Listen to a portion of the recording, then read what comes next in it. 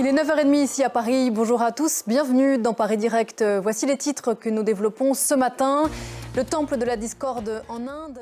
À suivre dans la demi-heure qui vient, les sports et la CAN. Bien sûr, ce qu'il faut retenir de ces dernières heures de compétition en Côte d'Ivoire. L'Afrique du Sud ne fait qu'une bouchée de la Namibie.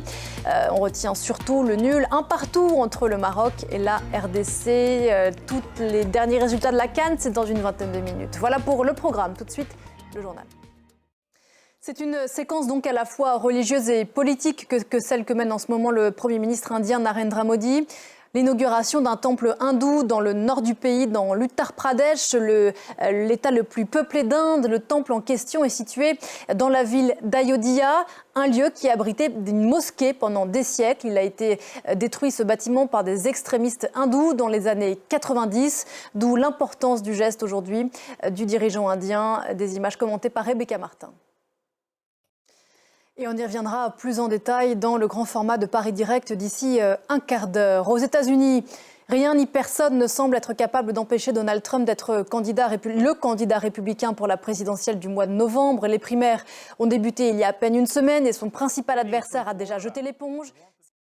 La primaire républicaine va donc à présent prendre des airs de duel entre l'ancien président et son ancienne ambassadrice aux Nations Unies, Nikki Haley. C'est ce que nous raconte en images Bilal Tarabé. Retour en Europe. Depuis vendredi, près d'1,5 million d'Allemands ont manifesté contre l'extrême droite et la xénophobie. Choqués par le parti d'extrême droite, l'AfD, et son idéologie radicale, ils ont d'abord défilé à Francfort, Hanovre, samedi. Hier dimanche, l'influence était telle à Berlin ou à Munich qu'il a fallu interrompre le défilé. Nicolas Chamontin.